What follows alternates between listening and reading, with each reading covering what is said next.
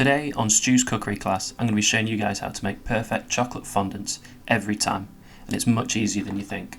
I'm going to take 130 grams of chocolate, break it into pieces, and add 130 grams of butter. We're then going to melt this in the microwave for about 30 to 45 seconds, or just till it's completely melted, and mix it all together. Once that's all mixed, we're going to take 3 eggs and 1 egg yolk.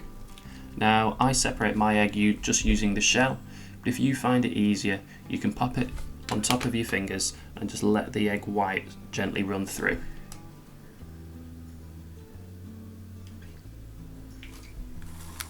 We then add 80 grams of sugar and give it a rough whisk together.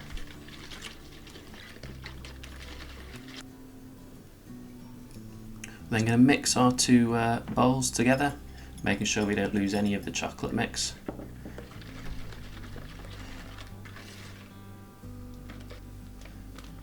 And add 90 grams of plain flour and 5 grams of baking powder.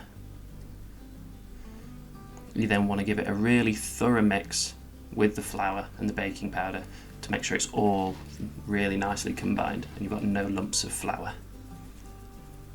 Once that's done, you can take a little bit of butter between your fingertips and just rub it around the edge of the ramekin and in the bottom.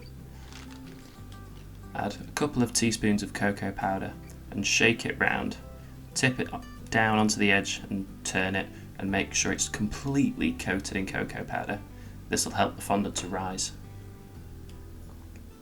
I'm using a 9cm moulds here and I'm going to fill them about 3/4 full.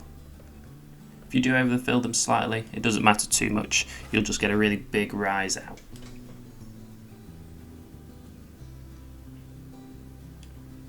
So mine took 14 minutes at 180, you might find yours takes 2 minutes more or less, depending on your oven and the mould you're using.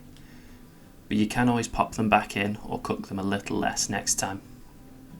I like to test my oven out with one first, before I cook them for anyone else. If you like this video, hit that button, and if you want to try making these at home, check out the ingredients list in the description below.